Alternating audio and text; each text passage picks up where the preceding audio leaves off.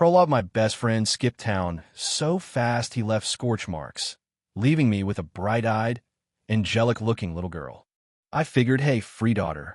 A perfect opportunity to post on Instagram and show off my new dad life status. A minute after the picture went live, my phone buzzed violently. A text from my Ice Queen, CEO ex-girlfriend, who I hadn't heard from in years. Leo. Is that my child? I stared at the text, my mind racing. Was she trying to say I was the father? But I'd never even held her hand. Chapter 1: Leo, my man, SOS. My old man's forcing me back home to join the family business. I'm making a run for it. Can you watch my daughter, Mia, for a few days? I'll bring you back a souvenir. I stared at the text from my buddy, Chris Miller, and my brain just short-circuited. Then I looked over at the little girl on my couch, who was currently decimating a KFC bucket, her face gleaming with grease. Her name was Mia. She was 4 years old, and she was, apparently, Chris's daughter. That son of a gun. He'd shown up at my door last night around 11, in a total panic. He said his girlfriend was out of town on a business trip, and he had an emergency, begging me to just watch Mia for one night. I just finished a marathon gaming session, and my brain was still half-fried, so I'd mumbled my agreement. This morning, he was gone. His phone goes straight to voicemail. No reply to my texts. It was like he'd vanished off the face of the earth. I clutched my phone, my blood pressure skyrocketing. You gotta be kidding me, Chris. I treat you like a brother, and you treat me like a free daycare center? Mister, I don't like this chicken wing. I want the big one. Mia, from her throne on the couch, held up a half-eaten wing and gave me her royal decree in a tiny, sweet voice. I took a deep breath and forced a smile that felt more like a pained grimace. That's a drumstick, sweetie, not a wing. Okay, then I want the biggest drumstick, mister. Fine. Beggars can't be choosers. I resigned myself to my fate and handed her the largest drumstick from the bucket. The little girl took it, her eyes crinkling in a happy smile. Her long eyelashes looked like tiny brushes, and her cheeks were rosy and full. She was admittedly ridiculously cute. Looking at her, my anger somehow fizzled out. Whatever. A few days is a few days. I could consider it a trial run for fatherhood. With that thought, I pulled out my iPhone and snapped a close-up of Mia. In the photo, the little girl was hugging a drumstick bigger than her face, a look of pure bliss in her smile.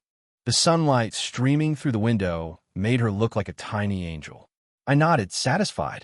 I added a caption. Guess I'm a dad now. Father off the year. I'll just be raising this one myself. Tap. Post to Instagram. Perfect. I put my phone down, ready to embrace my new role. 1 minute later, my phone buzzed so hard it nearly jumped out of my hand. I picked it up. A text from an unknown number. I opened it. Leo, when did you have a kid? I froze. Who is this? The Census Bureau? I automatically typed back. Who is this? You with the IRS. The reply was instant. Clare Vance. Boom. It felt like a lightning bolt had just struck my brain, leaving nothing but white noise. Clare Vance? The same Clare Vance from college who was so cold she could give you frostbite from 10 feet away? The one I'd chased for 3 years without ever so much as holding her hand, only to be shot down with a final 2-word text. Goodbye. How did she even have my number? And why was she asking about a kid? My hand started to shake. Could it be that night? The graduation party? I'd had way too much to drink, totally blacked out. Did I do something monstrous? No way. My moral compass was as straight as a telephone pole. My fingers trembling, I typed a reply. Ms. Vance? I think you have the wrong number. I don't have a kid. Ms. Vance? Huh, the child in the picture. That's not yours. Seeing that single ice-cold hot on my screen, I felt the air conditioning chill seep straight into my bones. I scrambled to explain. It's a misunderstanding. A huge one. This is my buddy's daughter. He skipped town, so I'm on temporary dad duty. Your buddy? Which buddy? I felt like a criminal under interrogation. Chris Miller. My best friend. I sent the text, and the other end went silent. A full 5 minutes passed. Just as I was about to breathe a sigh of relief, thinking she'd finally believed me, a new text came through. Send me your address. 3 words. Simple, direct, and carrying the weight of an undisputed command. I was completely lost. What did she want my address for? Was she going to come over and confront me in person? Or worse, did she think I'd kidnapped a child and was about to call the cops on me? 100 different scenarios flashed through my mind, each one making my scalp tingle. I swallowed hard and, bracing myself, typed back. Ms. Vance, I don't think that a good idea. A guy and a girl, all alone. It's not all alone if there's child. You have 10 minutes. Or, I'm calling the police and reporting you for child abduction. Staring at the screen, I felt like I was suffocating. This woman hadn't changed one bit since college. Imperious, unreasonable, and ready to flip the table at a moment's notice. What could I do? Could I refuse? Could I risk her actually calling the police? I couldn't. Defeated, I sent her the address to my apartment complex. After it was sent, I collapsed onto the couch, feeling completely drained. Mister, what's wrong? You look like you're going to cry. Mia, having finished her drumstick, was staring at me with wide, innocent eyes. I looked back at her, on the verge of tears. Mia, I think your non-existent mom is about to have your uncle here arrested. Chapter 2, 10 minutes. Not a second more, not a second less. The doorbell rang. Ding dong. I shot up from the couch like I'd been zapped, my heart hammering against my ribs. She's here. She actually came. I walked to the door and peered through the peephole. Standing outside was a tall woman in a perfectly tailored black business suit that masterfully outlined her stunning figure. Her hair was pulled back in an immaculate bun, and a pair of sunglasses covered half of her face.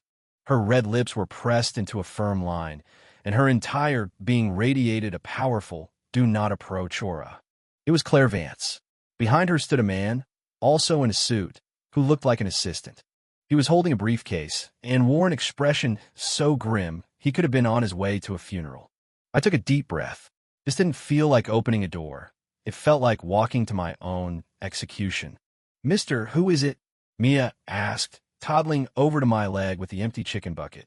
It's the bad guy coming to get me, I muttered under my breath. Whatever. What's done is done. No use hiding. Steeling myself, I opened the door. A wave of cold air washed over me. Claire took off her sunglasses, revealing a face that was as beautiful as it was cold. Her eyes were like two sharp daggers, scanning me from head to toe before finally landing on Mia, who was hiding behind my leg. In that instant, I clearly saw a flicker of complex emotion in her icy gaze. There was shock, anger, and a sliver of pain I couldn't quite decipher. Leo, she said, her voice even colder than her presence. It's been a few years. You've been busy. I managed an awkward smile. Claire, long time no see. You look great. A sarcastic smirk touched Claire's lips. Great? Does it matter how great I look when you're out having children with other women? I was floored. Lady, we barely ever spoke. What do you mean when you're out? You make it sound like we were ever a thing. I frantically waved my hands. No, Claire, you have to let me explain. This is honestly my buddy's dog. Shut up. Claire cut me off coldly. I don't want to hear your lies. The assistant behind her took a step forward, his face a mask of professional indifference. Mr. Parker, we have reason to believe that you have been deceiving Ms. Vance for several years, and that during your romantic relationship, you engaged in improper relations with another party, resulting in offspring. This has caused Ms. Vance extreme emotional distress, and we reserve the right to pursue legal action. My eyes nearly popped out of my head. Romantic relationship? Who the hell are you, man? Have you been watching too many daytime soap operas? Me and your boss are as pure as bottled water. Mister, what are they talking about? Mia asked, tugging on my jeans, her little face scrunched up in confusion. Claire's gaze fell on Mia again, softening for a fraction of a second. She knelt, attempting to give Mia a smile. However, on her perpetually frozen face, the smile looked more terrifying than a sob. Hello, sweetie. What's your name? The smile scared Mia so much that she ducked behind me, clinging tightly to my leg. She peeked her head out and said timidly, My name is Mia. Who are you? You look really mean. Claire's smile froze on her face. The assistant behind me winced, trying desperately to hold back a laugh. I almost lost it myself. Way to go, Mia. Claire took a deep breath, stood up, and her glacial expression returned. She turned to me and said coldly, Leo, show me the child's birth certificate. I don't have that thing. I was about to have a meltdown. I told you, she's Chris's daughter. Chris? Claire sneered. Which Chris? Why don't you call him over here so we can all have a chat? He skipped town. Skipped town. Claire's eyes grew even colder. What a convenient excuse. I imagine there is no Chris, is there? You just made him up to avoid your responsibilities. I felt like I couldn't explain myself, even if I had 1,000 mouths. This wasn't how the script was supposed to go. Shouldn't she listen to my explanation, realize it was all a misunderstanding, and we'd all laugh it off? How did this escalate into a deadbeat dad abandons his family and spins a web of lies drama? Claire, I swear, everything I'm saying is true.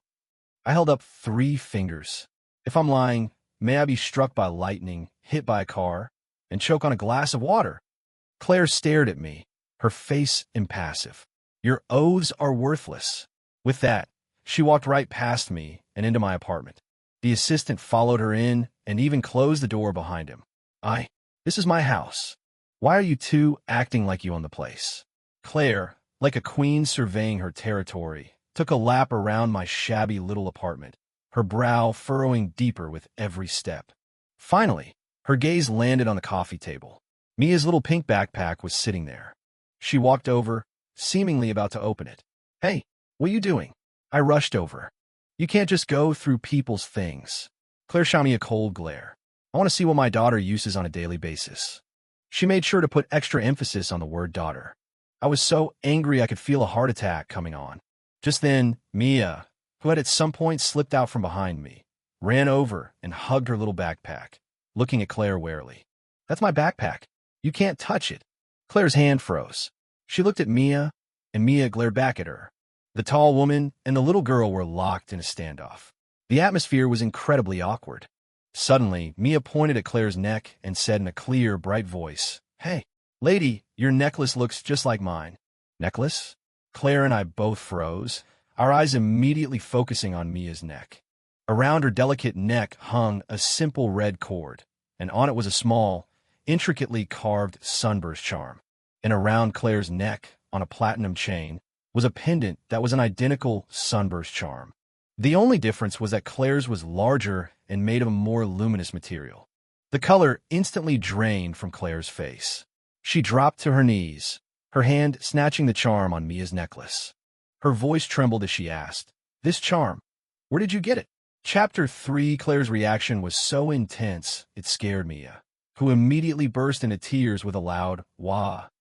You hurt me. Mean lady. I want my daddy. The little girl's sobs were heart-wrenching, tears streaming down her face like broken pearls. My heart ached for her.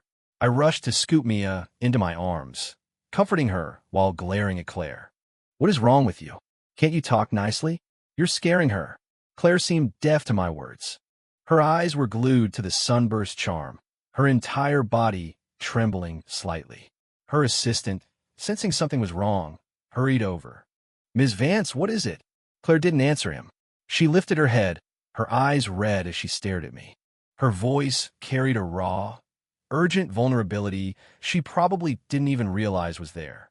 Leo, tell me, Chris, is his full name Christopher Miller? I was stunned. How did you know his full name? Chris hated his formal name, always insisting everyone just call him Chris. Does he have a crescent-shaped scar on his left wrist? Claire pressed on, her voice shaking more violently. I was even more baffled. Yeah, he said he got it from a dog bite when he was a kid. How do you? Before I could finish, tears streamed down Claire's face. It wasn't a silent cry. It was a deluge of long-suppressed grief and anger, like a dam bursting. I was completely dumbfounded. So was the assistant. The two of us just stood there, utterly helpless, watching this woman who had just commanded the room like a queen, now crying like a little girl who had been wronged by the entire world. What was happening? Was Chris not only my best friend, but also her long-lost father? That didn't seem right. Ms. Vance, please, don't cry, the assistant said, flustered, pulling a tissue from his briefcase. Claire slapped it away. She stared intently at Mia in my arms, as if trying to see someone else through her. Christopher Miller, you bastard, she gritted out, forcing the words through her teeth. Then, she did something that made everyone's jaw drop. She shot to her feet, pointed a finger at me, and commanded her assistant, Mr. Evans, call the police. Mr. Evans, what? Claire, call them. Tell them my long-lost brother has been found, and while you're at it, have them arrest his accomplice for kidnapping my niece. Me? Brother? Niece? Accomplice? The sheer volume of new information caused my brain to completely short-circuit. I stood there, frozen, holding a still sniffling Mia, feeling like I'd stepped into an alternate reality. So, Chris, the guy who was always slinging an arm around my shoulder, mooching food and drinks, and constantly cracking jokes, was Clare Vance's brother? And Mia was her biological niece? And I, an innocent, law-abiding citizen, had become an accomplice to kidnapping just by watching my friend's kid for a couple of days? What in the absolute hell was going on? Mr. Evans clearly needed a moment to process this bombshell himself. He adjusted his glasses and asked tentatively, "Ms. Vance, are you saying that Mr. Miller is this gentleman's buddy? Who else could it be but that prodigal son?" Claire wiped away a tear, the ice returning to her eyes. This time, however, it wasn't directed at me, but at the absent Chris. He ran away from home 3 years ago to avoid an arranged marriage and completely fell off the map. I can't believe he even has a child. Claire was so furious her chest heaved. And he just abandoned her with a stranger. As she said this, she shot another piercing glare in my direction. I felt more wronged than anyone in history. What did I ever do to deserve this? Ms. Vance, I said, weakly raising a hand. Can we agree that I'm in the clear now? I'm really not the father, just the guy who got stuck with the kid. Claire just snorted, ignoring me. She knelt again, trying her best to produce what she thought was a gentle smile from Mia. "Mia, don't be scared. I'm your aunt." Mia blinked her big, watery eyes, looking from Claire to me, and then asked in a small voice, "What's an ant? Can you eat it?" Claire's smile froze again. Mr. Evans coughed beside her. "Ms. Vance, the young miss may not understand." Claire took a deep breath and tried a different approach. "I'm your daddy's sister." Mia said, "Oh," then asked with pure innocence, "Then where's my daddy?" "He said he was going to find Superman to buy me candy." "When is he coming back?" The mention of Chris reignited Claire's anger. "He was captured by a monster. He won't be back for a while." Hearing this, Mia's lip trembled, and she looked ready to cry again. "Don't cry," Claire blurted out anxiously. "Your aunt will buy you candy. Lots and lots of candy. More than your daddy could ever buy." Mia's crying stopped mid-sob. She sniffled and looked at Claire skeptically. "Really? Really?" Claire said, her voice firm. "Then, I want the biggest drumsticks, too. 100 of them. Done.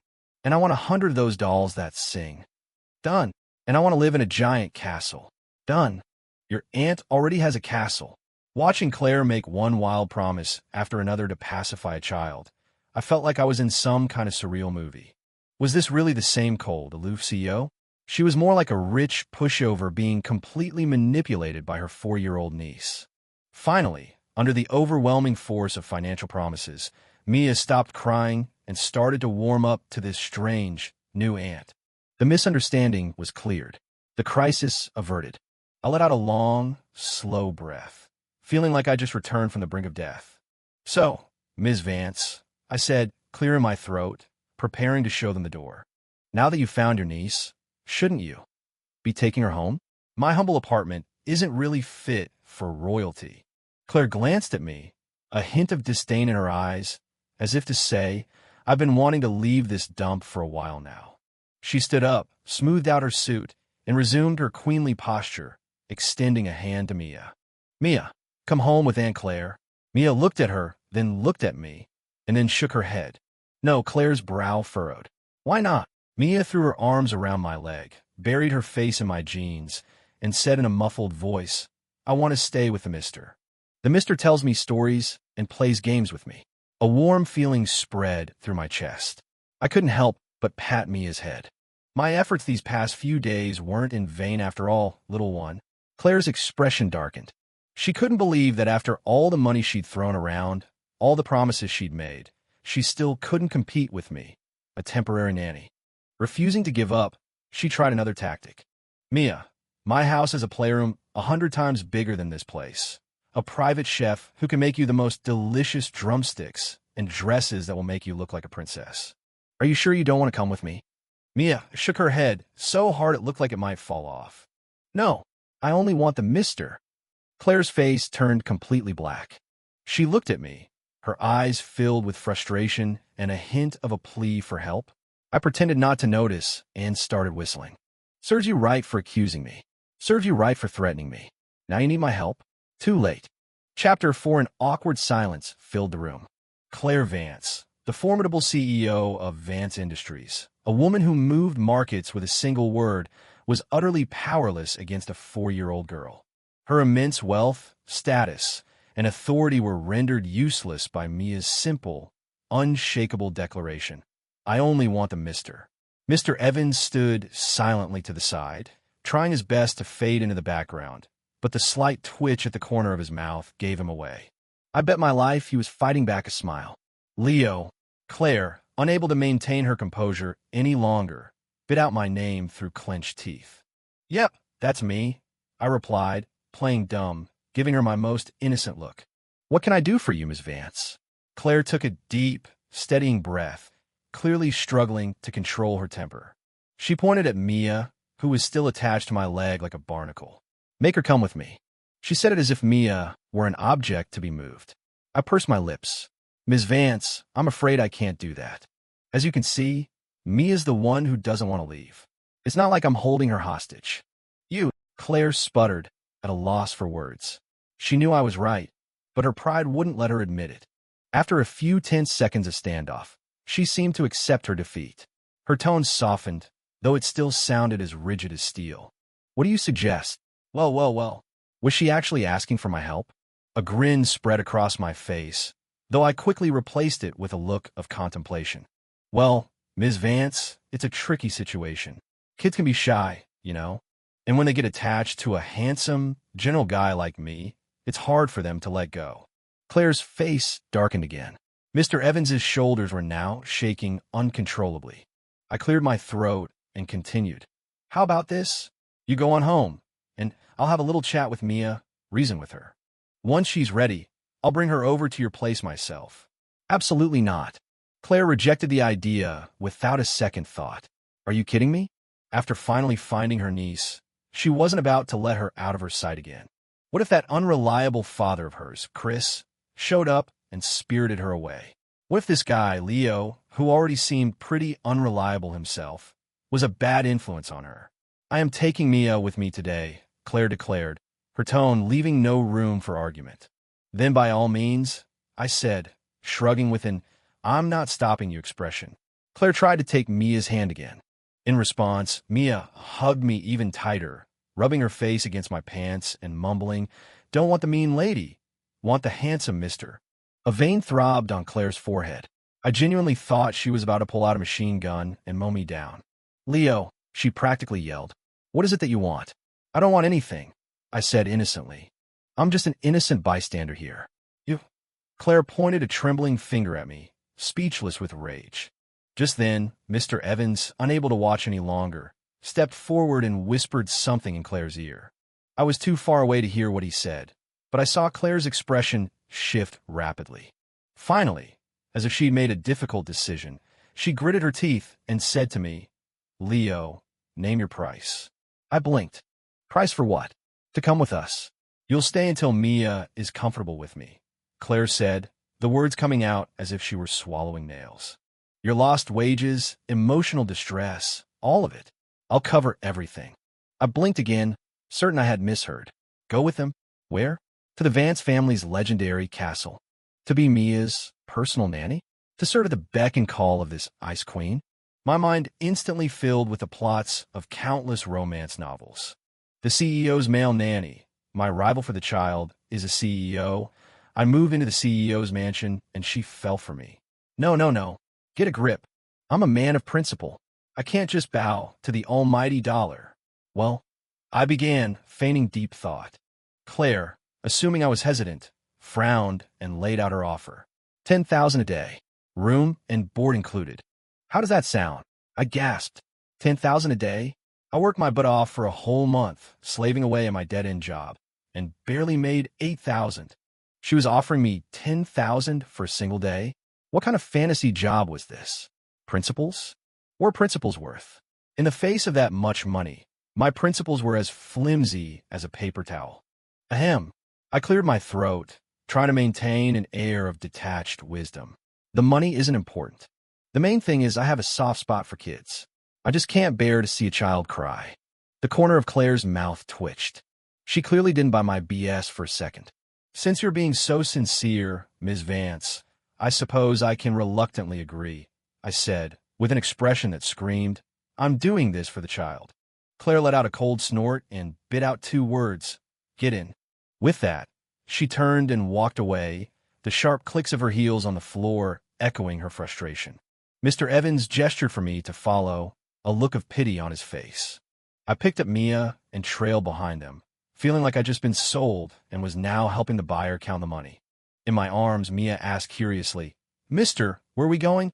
I sighed and whispered in her ear, We're going to a rich lady's castle, Mia. You're the hostage, and I'm the court jester.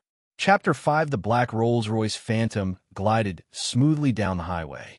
Here I was, Leo Parker, a completely average 9-to-5er, sitting in a car worth more than my entire apartment building, feeling like I was sitting on a bed of nails. Mia, on the other hand, was ecstatic. Her face was pressed against the window, her mouth forming little oohs and ahs at the blur of scenery rushing by. Across from me, Claire sat with her arms crossed and her eyes closed, radiating a very clear do not talk to me, I'm annoyed vibe. Her cold, beautiful face was a billboard for the word unhappy. I could sympathize.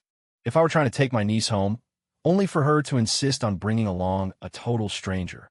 A stranger I then had to pay $10,000 a day. I'd be unhappy too. The silence in the car was deafening. To break the oppressive quiet, I decided to take the initiative. So, Claire didn't even flinch. Does Mia have any favorite foods? Any allergies I should know about? I asked just to make noise. Claire finally opened her eyes and shot me a cold look. You're asking me? Right. I forgot. She'd only just found out this niece existed. Okay, then what about toys? Does she have a favorite cartoon? I tried a different tack. How would I know? Claire's voice was laced with impatience. You've been with her for the past few days. You should know better than I do. I felt the conversation die a swift and painful death. Trying to talk to this woman was more exhausting than giving a presentation to a room full of angry clients. Just then, Mia turned around and said to Claire with wide-eyed innocence, Andy, I like PAW Patrol. The mister said you look like Mayor Humdinger. Uffed. Mr. Evans, who was driving, couldn't hold in and let out a snort of laughter. The car swerved slightly. Claire's face, in a fascinating display of color, went from pale to green, then to a thunderous black. I could feel the temperature inside the car drop 10 degrees. I slapped a hand over my mouth, using all my willpower not to burst out laughing. Mia, you are my hero. Mayor Humdinger. Claire squeezed the words out through her teeth. She glared at me, her eyes practically shooting flames. Leo, is this what you've been teaching my niece? I was being framed. I quickly tried to do damage control. Kids say the darndest things. She's just a kid. She doesn't know what she's saying. Really? Claire sneered. Is that what you think? And you just put the words in her mouth? Absolutely not. I swore, holding up my hand. I swear on my life, I have never thought you looked like Mayor Humdinger. You're much more like a Chicoletta. I regretted the words the moment they left my mouth. Why did I have to open my big mouth? Mr. Evans's shoulders were now shaking like a leaf in a hurricane. Claire's expression had moved beyond anger into something resembling the apocalypse. Leo! Her roar was so loud, I thought it might shatter the windows. I flinched and pulled Mia closer, using her as a human shield. It's okay, Mia, honey. Your aunt is just practicing her singing. Mia, bless her innocent heart, actually believed me and started clapping. Annie sings so good, just like a big, growly bear. Claire was speechless. She closed her eyes, her chest rising and falling rapidly. I had no doubt that if we weren't in a moving vehicle, she would have launched herself at me. The rest of the drive passed in a deadly, suffocating silence. I didn't dare say another word, and Claire had clearly given up on me. Only Mia, blissfully unaware, continued to hum the PAW Patrol theme song. About half an hour later, the car turned into a heavily guarded private estate. We passed through a massive, ornate iron gate and drove down a long, tree-lined avenue flanked by perfectly manicured lawns and gardens. At the end of the drive was a mansion. No, it was more like a castle. The kind you see in movies, with turrets and spires, exuding an air of grandeur and opulence. My jaw dropped. This was the life of the 1%. And Chris, that idiot, had a place like this to inherit and instead chose to live in a shoebox apartment that smelled like old pizza? Was he insane? The car stopped in front of the main entrance. A butler in a tuxedo immediately stepped forward to open the door. "Welcome home, Miss Vance," the butler said with a respectful bow. Claire grunted in acknowledgement and got out of the car. I followed with Mia in my arms, feeling like a country mouse visiting the big city, my eyes wide with wonder. "And this is," the butler asked, his composure faltering for a second as he noticed Mia and me. Claire introduced us without a flicker of emotion. "My brother's daughter, and her temporary nanny." A flash of surprise crossed the butler's face, but he quickly regained his professional demeanor and bowed again. "Welcome, young miss. Welcome, Mr. Parker." I was so flustered I nearly bowed back.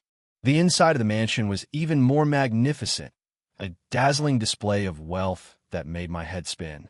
A colossal crystal chandelier hung from the ceiling. Heavy velvet curtains framed the towering windows. Priceless-looking oil paintings adorned the walls, and a Persian rug so thick my feet sank into it covered the floor. I felt less like a nanny and more like a tourist in a museum. "Please prepare the West Wing's nursery and arrange a guest room for Mr. Parker," Claire instructed the butler. "Of course, Miss Vance." After giving her orders, Claire turned to me, her expression unreadable. "Leo, from now on, your job is to help Mia get adjusted to this place and to accept me."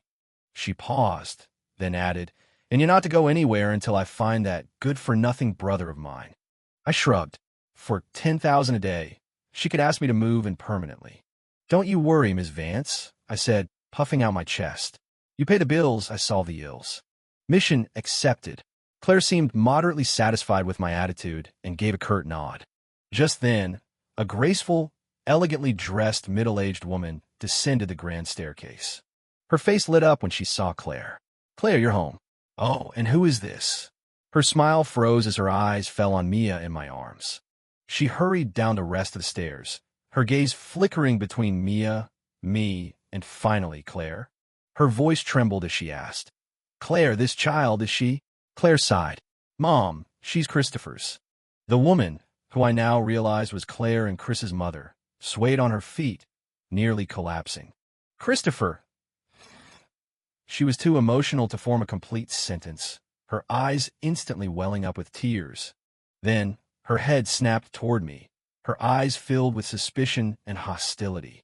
"And you? Who are you? What have you done to my granddaughter?" Here we go again.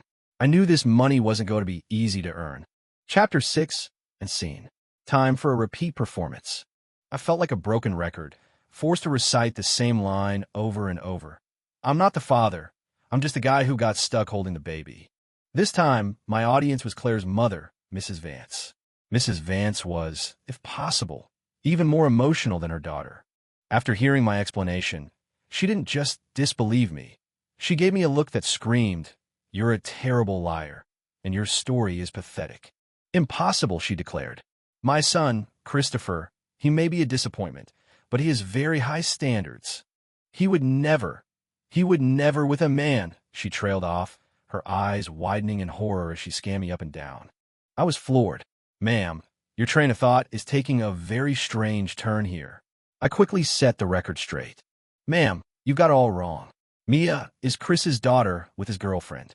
I'm 100% grade A, straight as an arrow man." "Mrs. Vance," I mean skeptically. Claire, who had clearly had enough of this drama, rubbed her temples and cut in. "Mom, it's true. The charm around Mia's neck is proof."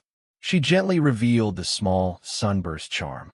Upon seeing it, Mrs. Vance gasped, and fresh tears welled in her eyes.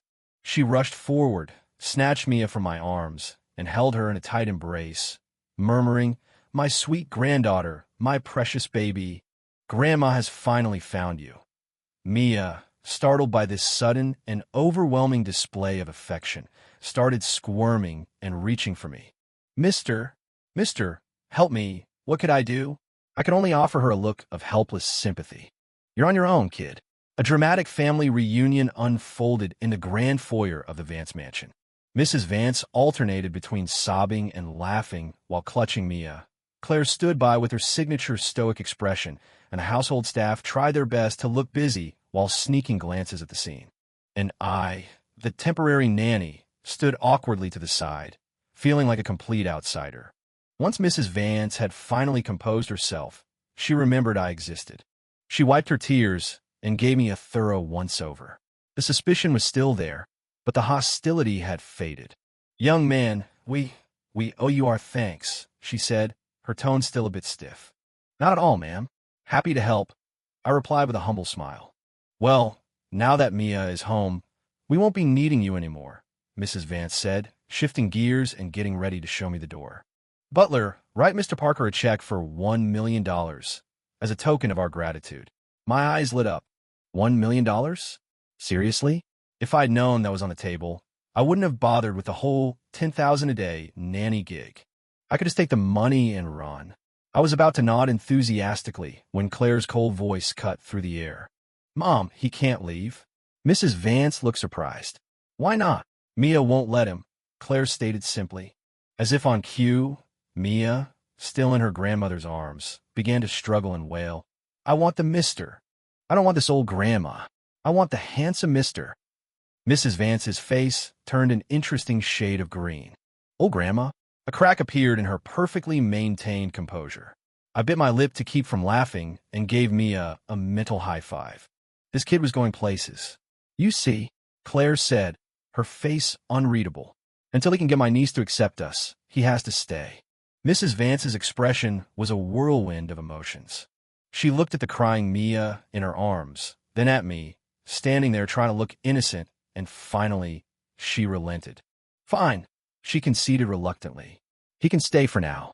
She paused, then fixed me with a warning glare. "But I'm telling you, young man, don't try any funny business. If I find out you have any ill intentions toward my granddaughter, you'll regret it." I threw my hands up in surrender. "You have my word, ma'am. I'll make sure Mia is happy, healthy, and a model citizen." And just like that, I, Leo Parker, officially began my new career as the royal babysitter at the Vance mansion. The butler showed me to a guest room. When I opened the door, I had to stop myself from whistling. This wasn't a guest room.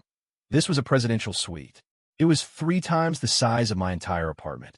A king-size bed, a walk-in closet, and an ensuite bathroom with a jacuzzi big enough for 2 of me. The window overlooked the sprawling lawns and gardens. I dove onto the plush bed and rolled around, feeling like I had reached the pinnacle of my existence. Forget the 9-to-5 grind, forget corporate life. I was ready to retire right here. But I hadn't even enjoyed 5 minutes of bliss before there was a knock on the door. It was Claire. She had changed out of her business suit and was now wearing a silk pajama set that softened her sharp edges, giving her a more relaxed, feminine look. I'll admit, for a second, my heart skipped a beat. "What's up, Miss Vance?" I asked, getting up from the bed and smoothing out my wrinkled clothes. "Mia's room is next door to yours," she said, getting straight to the point. "She's a restless sleeper. Keep an eye on her." "No problem. Also, here's a list of her daily necessities. Look it over and let the butler know if anything is missing." She handed me a tablet. I took it and saw a detailed list, covering everything from her preferred brand of milk and diapers to her favorite toys and a list of allergens. I was amazed. Did Chris give this to you?" Claire snorted. "Do you really think that good-for-nothing would be this meticulous?" "Then this is—" "I looked it up myself," she said coolly. "It took me an hour to compile a comprehensive guide to childcare." I was speechless. Of course, the overachieving CEO would approach parenting with the same level of detail as a corporate merger. "And one more thing," she said, her gaze shifting away awkwardly. "Starting tomorrow, I want you to teach me how to take care of a child." I froze. Did she just say what I thought she said? She wanted me to teach her how to be a parent? I looked at her face, a mixture of reluctance and resignation, and suddenly, this ice queen didn't seem so intimidating anymore. She was actually kind of cute. A smile tugged at my lips, and I decided to tease her. "I can teach you, but what about my tuition fee?" Claire's face immediately hardened again. She glared at me. "Isn't $10,000 a day enough for you?" "Nope." I shook my head, my face serious. "That's my salary. Teaching is extra." "You, what about me?" I mimicked her earlier posture, crossing my arms and looking at her with amusement. "You're the one asking for my help now, Ms. Vance. The ball is in my court." Watching her, fuming but unable to argue, was incredibly satisfying. Clare Vance? Oh, Clare Vance, look how the tables have turned. Chapter 7. The next morning, I was jolted awake by a frantic knocking on my door. "Leo, open up. Mia's crying." It was Claire's voice, laced with an anxiety she couldn't quite hide. I shot up in bed, my hair a mess, and stumbled to the door, still half asleep. When I opened it, I saw Claire standing there, holding Mia. Her face was flushed from sleep, her hair was slightly disheveled, and her expensive silk pajamas were wrinkled. In her arms, Mia was wailing at the top of her lungs, her face a mess of tears and snot. "What happened?" I asked, quickly taking Mia from her. The moment she was in my arms, the little girl's cries subsided to soft sobs, and she buried her face in my shoulder. I don't know," Claire said, looking utterly defeated. "She was fine when I went to check on her this morning. I leaned in to give her a kiss, and she just started screaming." I looked down at Mia's tear-streaked face, then at Claire's perpetually stoic expression, and it all clicked. "Claire, did you smile?" Claire looked at me, confused. "Smile? Why would I smile?" I sighed. Try to explain this to her felt more complicated than quantum physics. Think about it from her perspective. A child wakes up, her eyes are barely open, and suddenly there's a completely expressionless face looming over her. It's like something out of a horror movie. Of course she's going to cry. Claire's face stiffened. She seemed to want to argue, but couldn't find the words. "So, what do I do?" she asked, a note of helplessness in her voice. "What else?" "You comfort her." I held Mia close, gently patting her back, and started singing a nursery rhyme in the most soothing voice I could manage. "Twinkle, twinkle, little star, how I wonder what you are." My singing was terribly off-key, but for some reason, Mia loved it. Within minutes, she had stopped crying and was snuggled peacefully in my arms, even humming along a little. Claire watched us completely stunned. She probably couldn't comprehend how my terrible singing had managed to calm a hysterical child. "See, parenting is a skill," I said, raising an eyebrow at her. Claire's expression was a mix of admiration, frustration, and curiosity. "All right, time for your first lesson," I announced, slipping into my new role as Professor Leo. "Today's topic, how to get a child to like you. Step 1, smile." I pointed to the corners of my mouth. "Now you try. Lift your lips. Show me those pearly whites." Claire's mouth twitched into a stiff, unnatural smile. It was more terrifying than her frown. No. I shook my head. "It has to be genuine. You need to have warmth in your eyes. Right now, you look like you're about to foreclose on an orphanage." Claire took a deep breath, closed her eyes, and tried again. It was slightly better, but it still looked painfully forced. "Okay, this is clearly too advanced for you. We'll skip it for now," I said, deciding to move on. Step 2, physical contact. You need to learn how to hold her, to touch her gently, to let her feel your warmth. I handed Mia to her. Claire's arms were rigid as she took Mia, holding her as if she were a ticking bomb. Her whole body was tense, her movements robotic. Mia, sensing the awkwardness, started to squirm and frown. "Relax. Just relax," I instructed. "Pretend she's your favorite. I don't know, a giant pile of cash. Yes, hold her like that." The analogy seemed to work. Claire's posture softened slightly. "Good. Now, gently pat her back like this." I demonstrated. Claire mimicked my movements, her pats stiff and rhythmic. Mia seemed to find it comforting and snuggled into her aunt's shoulder. Claire's body immediately tensed up again. I had to bite my lip to keep from laughing. Who would have thought that the powerful CEO who dominated boardrooms would be completely defeated by a 4-year-old girl? The entire morning was a boot camp in parenting for Claire. I taught her everything from how to smile and hug to how to talk in a high-pitched, cutesy voice. Claire went from resisting to numb acceptance to finally just giving in completely. When she picked up a strawberry and asked me in a squeaky, high-pitched voice, "Does my little sugar plum want a yummy strawberry?" I saw the butler drop the broom he was holding. I, on the other hand, was rolling on the floor with laughter. At lunch, Mrs. Vance witnessed the bizarrely cheerful, or rather, chaotic, scene at the dining table with a stunned expression. Her daughter, the ice queen who had never so much as smiled at her, was now holding a spoonful of pudding and cooing at her granddaughter in a voice that was completely alien to her. And her granddaughter was lapping it all up, opening her mouth wide for every spoonful. Mrs. Vance's gaze shifted to me, her earlier suspicion replaced with approval. After lunch, Claire called me into her study. Leo. She had reverted to her usual cool demeanor, but her tone was less distant. Yes, Miss Vance. This afternoon, you're coming with me. Where are we going? To catch that good-for-nothing, she said, a dangerous glint in her eye. I have a lead on his last known location. My heart skipped a beat. So, we were going to hunt down Chris and drag him back. I suddenly felt a pang of pity for my best friend. With a sister like Claire, his future looked bleak. Do I have to go? I asked hesitantly. What about Mia? My mother is here, Claire said flatly. Besides, you're the only one who's met his girlfriend. I need you to identify her. I'd forgotten about that. Chris had introduced me to his girlfriend once over dinner. A quiet, gentle girl. All right, I nodded. The thought of witnessing Chris's inevitable capture and public humiliation was, I had to admit, quite appealing. Chapter 8, Claire's efficiency, was terrifying. Within half an hour, we were back in a Rolls-Royce, heading towards a gaming lounge in the city center. Yes, you read that right. A gaming lounge. According to Claire's extensive information network, the last transaction my friend Chris had made was at a place called Level Up Esports. Sitting in the car, I had mixed feelings. Part of me was eager to see the look on Chris's face when his sister caught him red-handed. Another part of me felt a twinge of guilt for betraying my brother. So, Claire, when you find Chris, what are you going to do to him? I asked tentatively. Claire stared straight ahead and said 3 cold, hard words, break his legs. I gulped and offered a silent prayer for Chris. Sorry, buddy. It's not my fault your sister is a stone-cold killer. When we arrived, we were hit with a familiar smell of stale pizza and energy drinks.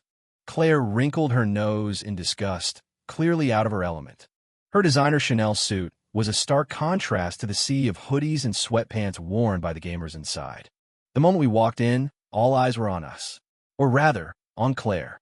There were looks of awe, curiosity, and intrigue. Hey, can I help you?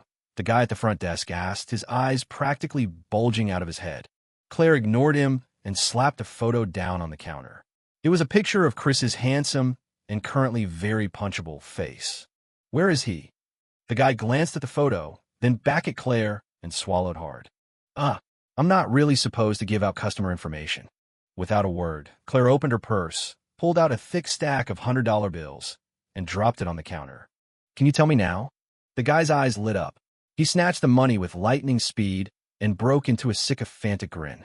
Absolutely. Anything for you. He's at station C-36. The man's on a killing spree. Claire snorted and strode towards the C-section. I followed meekly behind her, feeling like a eunuch trailing after the queen. The C-section was a haze of vape smoke, clacking keyboards, and creative cursing. We quickly located station C-36.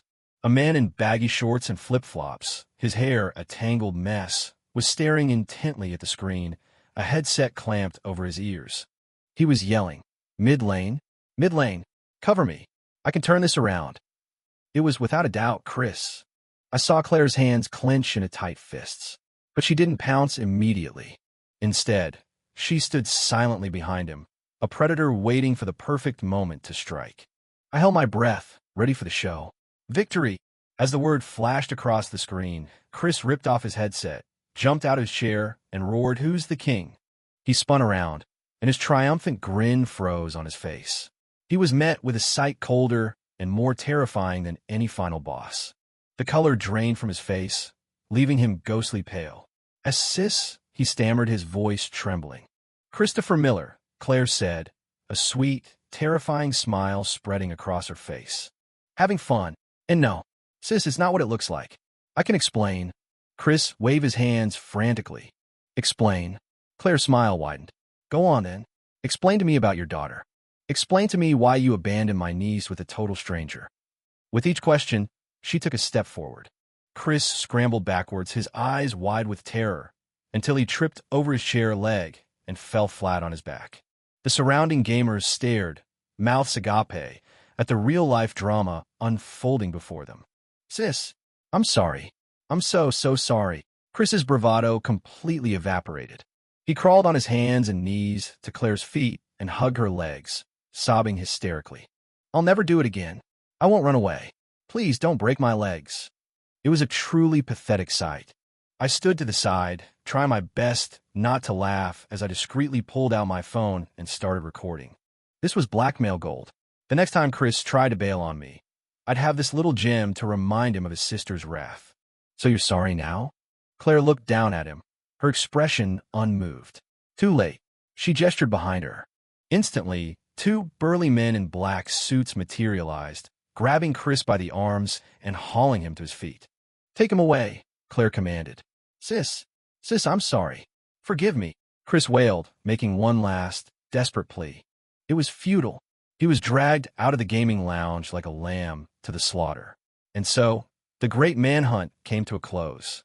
I watched Chris's retreating figure, a silent tear rolling down my cheek. Rest in peace, brother. I'll take good care of your daughter for you. Chapter 9, with Chris apprehended. The mood in the car on the way back to the mansion was noticeably lighter. Claire still had her signature icy expression, but the tension in her brow had eased. Leo, she said suddenly. Yeah. Thank you. I was taken aback for a moment, then realized she was apologizing for her earlier accusations. Coming from her, those two words were a monumental concession. No problem, I smiled. But, a verbal thank you feels a little insincere. Claire shot me a sideways glance. What more do you want? Is that $1 million check still on the table? I asked, rubbing my hands together eagerly. The corner of Claire's mouth twitched. Yes. Awesome, I grinned. I had hit the jackpot. A job with a $10,000 daily salary and a $1 million bonus. This whole mess was turning out to be quite profitable. When we arrived back at the mansion, Mrs. Vance was in the living room with Mia, watching cartoons. She rushed over as soon as she saw us.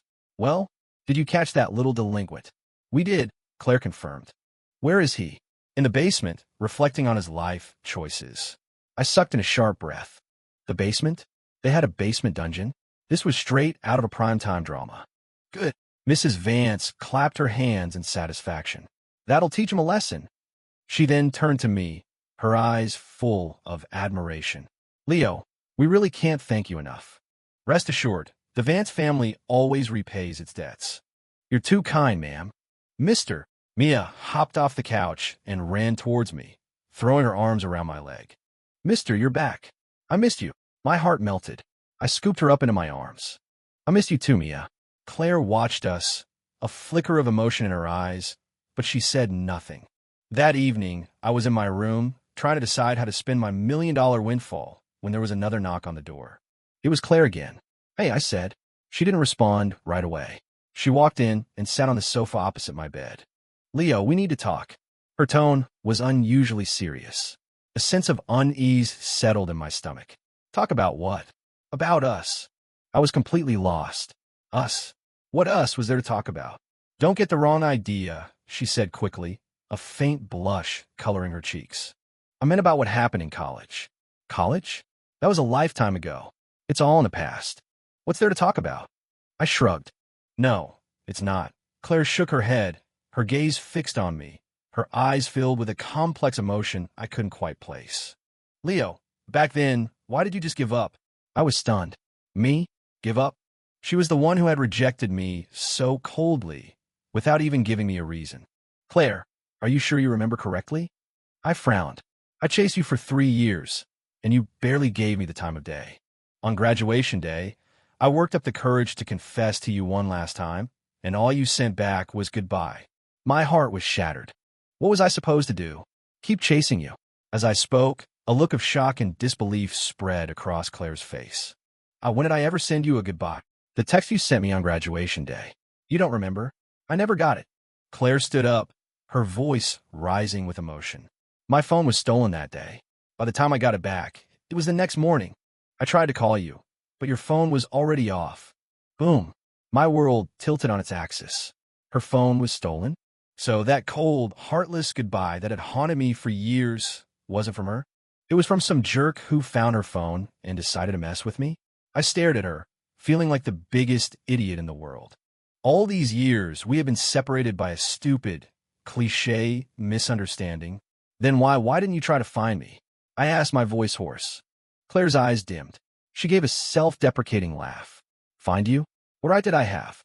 I thought you had given up on me, that you had moved on and found someone else. So, when I saw your Instagram post with you and Mia today, my first thought was that you had a child with another woman. Her voice was tinged with a hint of sorrow. I looked at her, a whirlwind of emotions swirling inside me. So this cold, aloof woman, she had feelings for me all along? All this time, all that stood between us was a simple explanation. A long silence filled the room. We just looked at each other, as if trying to see into each other's souls. So, I began, the words catching in my throat. If that misunderstanding had never happened, would you have said yes? Claire didn't answer with words. She just looked at me, then slowly, she walked towards me. She stopped right in front of me and stood on her tiptoes. A cool, soft kiss landed on my lips. It was brief, barely a touch, but it sent shockwaves through my entire being. Is that answer good enough for you? She whispered, her eyes sparkling, a gentle, beautiful smile on her lips. I felt like I was in a dream. A crazy, unbelievable, wonderful dream. Chapter 10. The next morning, I was awakened by the chaotic symphony of clanging pots and pans. I stumbled out of my room, still half asleep, to find a Vance state-of-the-art kitchen in a state of utter disarray. Claire, our sophisticated CEO, was wearing a frilly pink apron, a spatula in one hand and a copy of baby's first cookbook in the other. A smudge of flour on her cheek made her look both ridiculous and adorable. On the counter in front of her was a plate of something black and unidentifiable. "What are you doing?" I asked, my jaw on the floor. Claire jumped, a look of embarrassment flashing across her face before she regained her composure. "I'm making Mia a special breakfast." I eyed the special breakfast skeptically and swallowed hard. "And what is that?" "French toast." I think if any French people saw that, they would rise from their graves in protest. "Mister, Auntie's food is yucky." Mia, in her little teddy bear pajamas, came running from the dining room and hugged my leg, tattling on her aunt. I looked down and saw that she was holding a piece of the charcoal-like French toast, with a single, tiny bite mark in it. Ahem! I cleared my throat, walked over to Claire, and gently took the spatula from her hand. "Let me." Claire didn't protest. She stepped aside and watched as I expertly cracked eggs, whisked batter, and heated the pan. Within minutes, a stack of golden brown, fragrant French toast sat on a clean plate. Mia cheered, grabbed a piece, and started gobbling it down, her face a sticky, happy mess. "Mister's is the best." Claire watched us, a complicated expression on her face. She came to my side and said quietly, "Leo, am I completely useless?" "Of course not," I smiled, reaching out to gently wipe the flour from her cheek. "You're just new to this." My fingertips brushed against her smooth skin. She stiffened slightly, and a faint blush crept up her neck. The atmosphere in the kitchen suddenly felt charged. Just then, Mrs. Vance and a slightly disheveled Chris, who had apparently been released from the basement, appeared at the kitchen entrance. Chris looked tired, but otherwise unharmed. I guess he got to keep his legs after all. They both stared, jaws agape, at the scene before them. Me and Claire, standing a little too close, a little too comfortably. "Eh, chassis, bro-in-law," Chris blurted out. Me, Claire, Mrs. Vance's expression was a masterpiece of shifting emotions. She looked at me, then at the blush on her daughter's face, and finally, a knowing, satisfied smile spread across her lips. "Well, Leo," she said cheerfully, "it seems that from now on, our Claire and Mia are in your capable hands." I felt like my life had just been fast-forwarded without my consent. From an average Joe to a temporary nanny in a mansion to the future son-in-law of CEO, weren't things moving a little too fast? I looked at Claire, who was now blushing a deep crimson, then at Mia, who was still happily munching on her French toast, and finally at Chris, who was giving me a goofy thumbs up from across the room. I sighed. This was my life now. Oh well, $10,000 a day, a beautiful CEO girlfriend, and an adorable daughter. I could think of worse deals.